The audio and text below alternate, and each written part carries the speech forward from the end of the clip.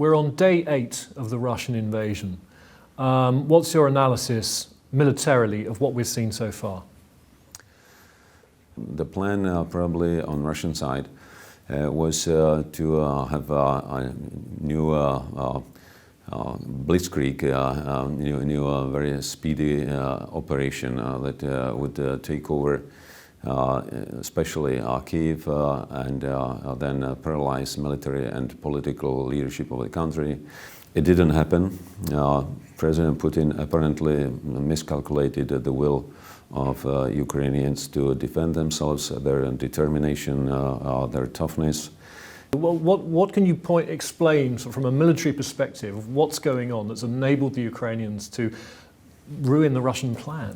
Well, I have to say that it's quite a question mark for a number of military analysts why Russians were not much more effective given the size of their force, given the capacity of their equipment, and of course given the advantage of coming into country from 3 different directions. They also used the units that were composed of a large number of conscripts with older equipment than they do have in their military arsenal. So it's quite a question why they were so ineffective in providing enough combat power, effective logistic support, why they didn't use effectively air assets. We will see. If it is an issue of underestimation, if it is an issue of simply doing a bad job, we'll have to realize what was behind that. It is obviously good news for Ukraine that Russians are not so effective that they probably expected. They have a huge armoured column, 30 kilometres from Kiev, but it's been there a number of days now. It doesn't seem to be moving. What's going on with that? I have to repeat, actually, who knows? It's not normal that such a huge column moves on one route. Usually the columns would move on different routes, would be shorter to be better protected. Apparently they have some logistic issues, and the other reason I would see is that Russia doesn't want to get involved too much in street fights in Kyiv. First, destructing Kyiv is quite a sensitive issue for a number of Russians, and these town combats are extremely demanding in terms of losses on equipment and lives of soldiers. So Russia now has to face internal pressure given the number of casualties they have suffered in the war so far, and in Kyiv the number of casualties would be much higher. So what do you think then the next few days are going to bring on the battlefield? Russia will probably try to get control over the 2 major cities of Kharkiv and Kyiv, to encircle them, and in that way hoping that they will give up quite soon. It's apparently false expectation, because Ukrainians are extremely determined to continue fighting at any cost. And also with the growing pressure from the West on Russia, diminishing their resources to sustain the operation, with growing military support to Ukraine, providing a number of very effective, especially anti-tank and anti-aircraft weapons. The continuation of Russian offensive would be more and more difficult. So we may end up in a situation when both sides will get to the negotiating table.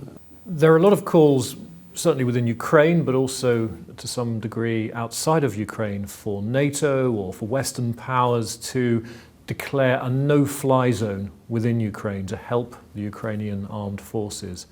What is the thinking in Brussels and in Western capitals about this idea, and what's behind the apparent reluctance to embrace it?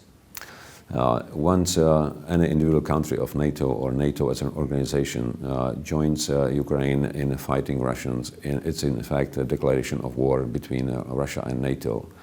And we would suddenly find ourselves in a situation of a much greater conflict with many more weapons, up to the possibility of use of nuclear weapons from Russia, because then the power ratio would change significantly in favor of the West. And once Russia feels threatened, they might be tempted to use much stronger weapons than they are using today. The support for Ukraine from Western countries, obviously there's the economic sanctions, but they're supplying, you've mentioned some of these anti-aircraft, anti-tank. The Ukrainians have also got quite a fleet of drones that they're using. How effective are they being used? How effectively are they being used? These anti-tank missiles are the same way as anti-aircraft missiles, and drones are extremely effective in fighting Russian armored vehicles. We heard the messages that those Turkish UAVs now caused several tens of lost heavy equipment on Russian side. And of course, it's creating wrinkles on Russian planners' faces, because they didn't expect such a heavy rate of losses. Of course, if the Russians are able to encircle Kiev and Kharkiv, supplies of ammunition and of anti-tank weapons, anti-aircraft weapons are going to diminish over time. So the Western supplies are simply not going to reach those cities, are they? That's true. But on the other hand, it would need quite a lot of troops, a lot of force to effectively control this encirclement, because Kiev is a large city with the big river crossing the city, so getting somehow into it probably would be still possible. But at the same time, Ukrainians have still plans B and C, I hope, how to continue their defense, even in a case when Kiev is incapacitated by encirclement. So they still have quite significant military capability.